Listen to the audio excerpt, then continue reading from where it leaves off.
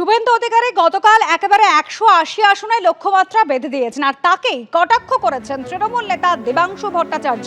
তিনি একেবারে শতাংশের নিরিখে হিসেব করে কটাক্ষ করছেন শুভেন্দু অধিকারীকে।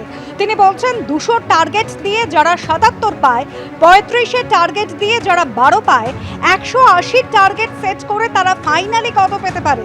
ঐকিক নিয়মের অঙ্ক বলছে 200-র 77 হলো প্রায় 38%, আর 35-এর 12 হলো 34%। এভাবে 180-র 38% হয় 68টি আসন। এভাবেই চালিয়ে খেলুন শুভেন্দু বাবু।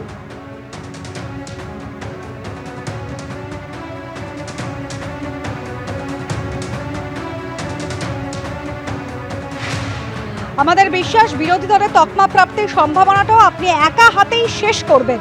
এভাবেই 180 আসনের টার্গেট প্রসঙ্গে শুভেন্দু অধিকারীকে কটাক্ষ করেছেন দেবাংশু ভট্টাচার্য।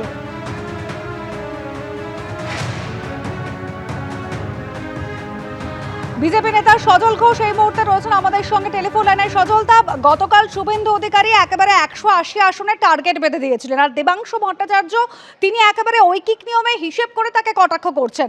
বলছেন আগে 200 আসনের টার্গেট বাঁধা হয়েছিল, যা হচ্ছে শতাংশের হিসেবে 38%।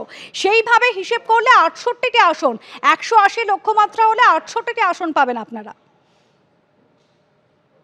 দেখুন, ব্যাপারটা হচ্ছে আপনি বা কেউ বলছিলেন একটু আগে শতাংশের হিসেব বোঝাচ্ছিল। দেখুন, ওরা না অঙ্কের মধ্যে শুধু শতাংশটা করতে পারে, ঐকিক নিয়মটির মধ্যে জানা নেই। অঙ্কেও ডাহা ফেল করেছে ও।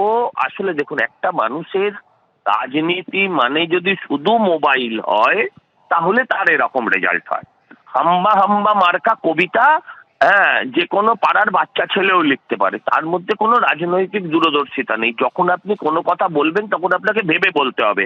ও এতটাই অজ্ঞ, আমি ওকে মূর্খ বলে মূর্খকে অপমান করতে চাইছি না। আপনি যদি দেখেন 2011 সালে মমতা বন্দ্যোপাধ্যায় ক্ষমতায় এসেছিলেন। 2011 সালে মমতা বন্দ্যোপাধ্যায়ের সিট সংখ্যা ছিল কত? 184। তার আগের নির্বাচন 2006 সালে মমতা বন্দ্যোপাধ্যায়ের সিট ছিল 30। 30 যদি 184-তে যেতে পারে তাহলে আপনি ভাবুন কত গুণ এক ঝটকায় বাড়তে পারে। এরকম মূর্খের মতন কথা বলছে। ওর পিসি হয় বলেছিল হয় এবার নয় নেবার। ও তো রাজনীতি করেনি কোনোদিন মিছিল হাঁটতে দেখেছেন? দেখেননি। আমি বলছি হয় এবার নয় নেবার। রাজনীতি এমনই একটা বিষয়, সেটা হচ্ছে এবারও হয়নি, নেবারও হয়নি। আমি দায়িত্ব নিয়ে বলতে পারি, ওর বাড়িতে দেবাংশুর মাও, আমি দায়িত্ব নিয়ে বলছি, ও দল তৃণমূলকে ভোট দেবে না। কারণ বাবাকে বিদেশে আজও কাজ করতে হয়। এ রাজ্যে বাবার কাজ জটিনি, ওরও জটিনি। ওকে এমন একটা জায়গায় পরিযায়ী শ্রমিক করে পাঠিয়েছিল লোকসভা নির্বাচনে, সেখানে হেরে ভূত হয়ে বাড়ি আসতে হয়েছে।